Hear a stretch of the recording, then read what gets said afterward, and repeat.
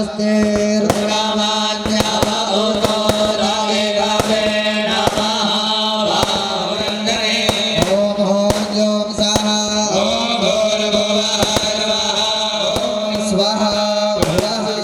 रखना चाहूंगा आपके बीच में। वैसे हमारे यहाँ आदरणीय दयाराम जी बराड़िया, जो अब तो हमारे बीच में नहीं है, दिल को ठेस नहीं पहुंचाना चाहता था। एक समय वो था कि यहाँ डिकठान में एक यज्ञ का कार्यक्रम होता है। उस यज्ञ के कार्यक्रम में इसलिए नहीं बैठने दिया क्योंकि वह छोटी जाति से थी। ये जात किसने बनाई? कई वर्ष मुगलों ने राज किया, अंग्रेजों ने राज किया, और आज तब भी हम कहीं ना कहीं छोटी जाति।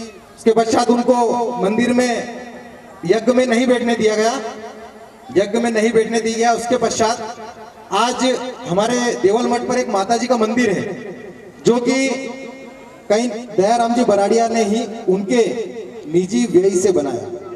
और बोलो महाकाल बाबा की जय हो। शिव और पार्वती के रूप में यहाँ उपस्थित सभी जजमानों को, क्योंकि ऐसा कहते हैं कि यदि महाशिवरात्रि के पर्व के दिन और महाशिवरात्रि की रात्रि को यदि कोई महारुद्र का पाठ करे और महारुद्र का अभिषेक करे, और वो अभिषेक यदि शिवालय के प्रभास क्षेत्र में यदि हो, तो ये माना जाता है कि जो अभिषेक करता है वो साक्षात शिव पार्वती के रूप में अपने आप को पुनर्स्थापित करता है। इसलिए आपका बहुत बहुत स्वागत है, बहुत बहुत अभिनंदन है। आज हमारे बीच में हमने बहुत आग्रह पूर्वक आदरणीय डॉक्टर साहब को निमंत्रित किया। आदरणीय डॉक्टर साहब निशांत खरे जी आज हमारे बीच में पूरा विषय रखेंगे। जनजाति क्षेत्र में हम सबका मार्गदर्शन करने वाले हैं, ऐसा उनका हमारे बीच में काम है।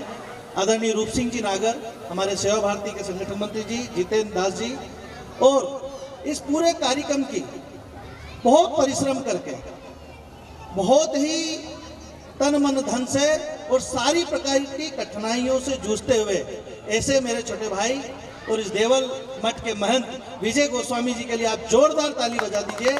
क्योंकि जैसा कि आदि गुरु शंकराचार्य का जो एकात्म दर्शन था, उस दर्शन को दशनाम परंपरा के माध्यम से, देवल मठ के माध्यम से, इस शिवालय के माध्यम से समाज में इस प्रकार का एक रचनात्मक कार्य, समाज को जोड़ने का कार्य मठों मंदिरों से भी हो सकता है। शिव के परिवार में ये पांचों प्राणी एक दूसरे की प्रकृति से, नियति से विरोधी है। परिवार में सब साथ में है। ठीक हिंदू समाज भी हमारा, हम विविध जातियों में, विविध पंथ संप्रदाय में, बिल्कुल अपने अपने पंथों में बटे होने के बाद भी हम सब हिंदू इस नाते एक परिवार है। इस भाव को, इस प्रकार को भी बहुत बहुत अभिनंदन करता हूं। और आदरणीय भाई साहब को ये बताना चाहता हूं कि ये कार्यक्रम जो है पूरे मध्य प्रदेश में 240 स्थानों पे हो रहे हैं आज ही के दिन, 240 स्थानों पर। और वो 240 स्थानों पे कार्यक्रम इसलिए हो रहे हैं, हम सबको इसलिए जानकारी में रखना है कि समाज में बताया जाता है। लेकिन हजारों कार्यक्रम आज पूरे देश भर, यानी पूरी दुनिया भर में शिवालय में शिव के भक्त ओम नमः शिवाय करके, ओंकार का जाप करके बाबा महाकाल और बाबा भोलेनाथ की सेवा करने के लिए, उनको जल अर्पण करने के लिए मंदिरों में हमको दिखाई देते हैं। भारत माता की जय। आदरणीय भाई साहब, डॉक्टर साहब से मैं निवेदन करूंगा, आग्रह करूंगा कि वे 2 शब्द रखें। जोर से साथ में बोलिएगा, बाबा भोलेनाथ की। महाशिवरात्रि पर्व की आप सभी को बहुत बहुत शुभकामनाएं। और सिर्फ शिवरात्रि पर्व की शुभकामना नहीं है, आप सब यहाँ जितने बैठे हो, मुझे भी विजय जी जब आप उल्लेख कर रहे थे कि कुछ ऐसे लोग भी हैं जो 8 साल से लगातार जोड़े में आकर यहाँ ये यज्ञ का संस्कार संपन्न कर रहे हैं।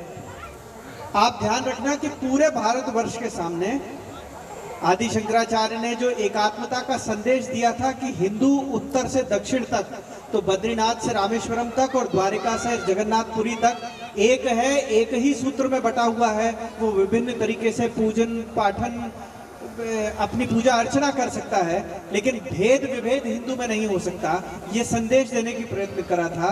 उस संदेश को आज के इस मॉडर्न समय में प्रैक्टिकल करके दिखाने वाले आप सभी हो, तो एक बार बहुत बहुत आप अपने स्वयं के लिए ताली बजा लीजिए। मुझे सबको यहाँ देखकर बहुत अच्छा लगा। छोटे छोटे 2-3 संदेश हैं, बस उतना ही आज का विषय है। भारत भारत है क्योंकि भारत की आत्मा उसका धर्म है, और हिंदू या हिंदुत्व ही भारत की ताकत है। ये सहिष्णु भी है, ये सबको स्वीकार भी करता है, जिसको जैसा चाहिए वैसा अपना जीवन यापन भी करने देता है, लेकिन अपने अधिकार की रक्षा करना भी जानता है। अभी उल्लेख करा कि बरसों हजारों साल मुगलों ने शासन करा, ब्रिटिशर्स ने, अंग्रेजों ने शासन। मन से धीरे धीरे धीरे धीरे कर कर बढ़ता गया, कभी भाषा में बटा, कभी जात में बटा, और परिणाम ये हुआ कि बड़े बड़े दार्शनिक ऐसा कहते थे कि हिंदू एक दिशा में तभी चलता है, 4 हिंदू एक दिशा में तभी चलते हैं जब कंधे पर कोई हो। हम जाति के विभेद में इतना बढ़ते गए, 2 भाई 3 भाई जैसे आपस में लड़ते हैं तो पड़ोसी फायदा उठाकर ले जाते हैं, उसी तरीके से फायदा उठाते हैं।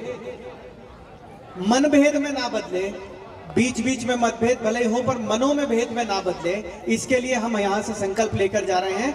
आज पंडित जी आप सभी से भी आग्रह है कि जब अंतिम संकल्प कराएं तो यही संकल्प कराना चाहिए कि हम हिंदू को एक रखने का काम यहाँ से जाकर करेंगे। यही हमारा यहाँ का पहला संकल्प है।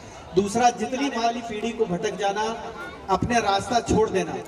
धर्म घर में छोटे छोटे पूजा स्थानों पर, थोड़े छोटे छोटे त्योहारों पर, छोटी मोटी कहानियों के माध्यम से जिंदा रहना चाहिए, और ये काम भारत की मातृशक्ति ही कर सकती है। तो ये दायित्व आप सबका है, आप इसे सब अच्छे से निभाएंगे ही। एक बार पुनः इस महाशिवरात्रि पर्व की बहुत बहुत शुभकामनाएं, और सारी जितनी आयोजक मंडली है, इस सुंदर कल्पना और इस सुंदर कल्पना को साकार करने के लिए लगे सारे प्रयत्नों को बहुत बहुत पुनः क्षमा करनी है कि हे महादेव, हम आपका